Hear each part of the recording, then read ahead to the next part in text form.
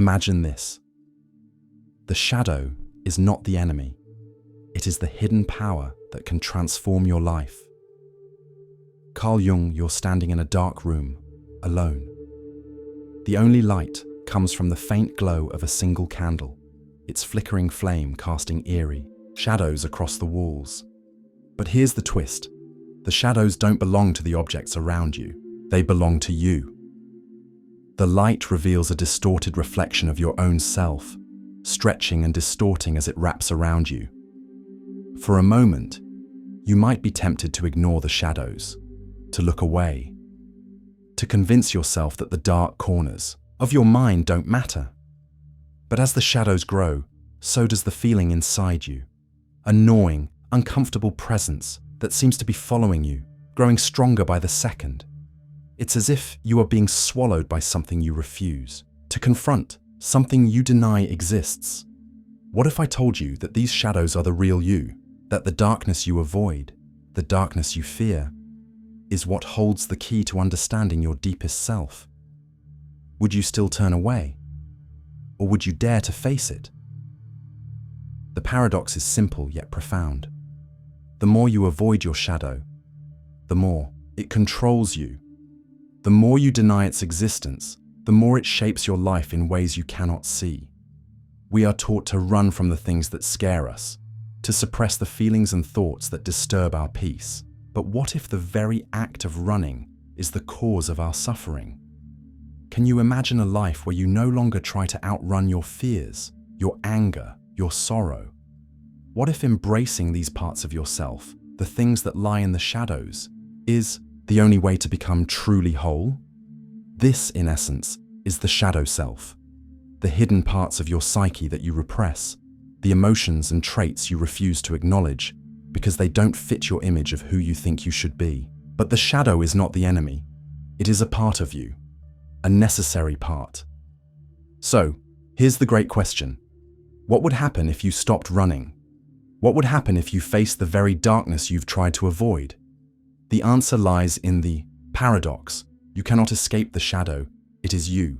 But the moment you face it, it loses its power over you. The moment you accept the parts of yourself you've long ignored, you are freed. Yet, to embrace the shadow is not an easy task. The shadow is not kind. It challenges everything you know about yourself, everything you've built to protect yourself from the pain of facing your fears. But here's the truth. The longer you suppress it, the more you suffer. The more you refuse to confront your shadow, the more it shapes your life in ways you cannot control. It influences your relationships, your career, and your mental health, all while you remain blind to its power. The journey to self-awareness, to embracing the shadow self, is not about becoming something better. It's about becoming who you truly are. It's about seeing yourself, both the light and the dark. Because in truth, the shadow is not a flaw. It is a force that can either consume you or guide you, depending on how you choose to face it. So, are you ready to face the darkness within you, or will you continue to live a life in denial, trapped by the very thing you refuse to acknowledge? Let's explore the hidden problem, the psychological and philosophical roots of why the shadow exists, why we fear it, and how it silently shapes our lives, whether we choose to see it or not. The shadow, this elusive, often sinister figure that lurks behind the self, has been an enigma for centuries. The term itself was popularized by Carl Jung, who believed that the shadow represents the unconscious aspects of the personality that the conscious ego refuses to acknowledge. It's the part of you that holds all the qualities, traits, and desires you deem unacceptable or negative. This includes everything from anger, jealousy, and greed to deep-seated insecurities and fears. But why does the shadow exist in the first place? Why is it that we are so quick to deny and suppress parts of ourselves that make us uncomfortable? At the core of the shadow's existence lies a paradox. The very traits we avoid in ourselves are often the ones that we see mirrored in the world around us. Consider this. The things you dislike most in others, whether it's arrogance, deceit, or weakness, are often the very things you fail to see in yourself. We are quick to judge others for these flaws, but slow to recognize that they exist within us as well. This is not just a psychological reality, it is a philosophical one. Friedrich Nietzsche, in his work, Thus Spoke Zarathustra, posits that we must embrace all aspects of our nature, including those we deem unworthy, if we are to achieve true freedom. To him, the shadow is not something to be feared or eradicated, but something to be understood and integrated into the self. He writes, "He who fights with monsters should be careful, lest he thereby become a monster. And if you gaze long enough into an abyss, the abyss will gaze back into you." Nietzsche's idea speaks directly to the heart of the shadow. The more we suppress or try to fight against our darker impulses, the more power we give them. The shadow, in this sense, is a reflection of all the monsters we refuse to confront within ourselves. And the longer we avoid it, the stronger it becomes, quietly influencing our actions, emotions, and decisions from the depths of the unconscious mind. This tendency to repress and deny the shadow is not just an individual issue, it is deeply embedded in society. From a young age, we are taught to conform to idealized images of behavior, success, and morality. We are told that good people are kind, honest, and self-controlled, and that bad people are selfish, deceitful, and impulsive. This cultural narrative not only creates rigid distinctions between good and bad, but it also encourages us to repress everything that doesn't fit within the narrow framework of acceptable behavior. The consequences of this repression are far-reaching. On a psychological level, suppressing the shadow leads to inner conflict. It creates an ongoing tension between the parts of ourselves we embrace and the parts we reject. This internal war depletes our energy and clouds our perception of reality. We become disconnected from our true selves, and in many ways, live in denial, constantly putting on masks to fit into society's expectations. But this repression doesn't just affect our minds. It manifests in our behaviors, relationships, and even our physical health. According to Gabor Mate, a renowned physician and expert on addiction, unresolved emotional pain and trauma can lead to physical ailments and addictive behaviors. When we deny parts of ourselves, especially painful or shameful parts, we create a disconnection between our emotional and physical selves, which can ultimately result in illness or dysfunction.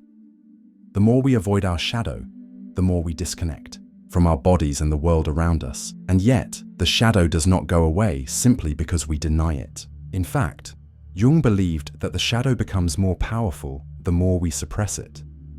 It finds other outlets to express itself through projections onto others, destructive habits, or subconscious behaviors. You may notice yourself becoming irritated by traits in others that you yourself possess but refuse to acknowledge.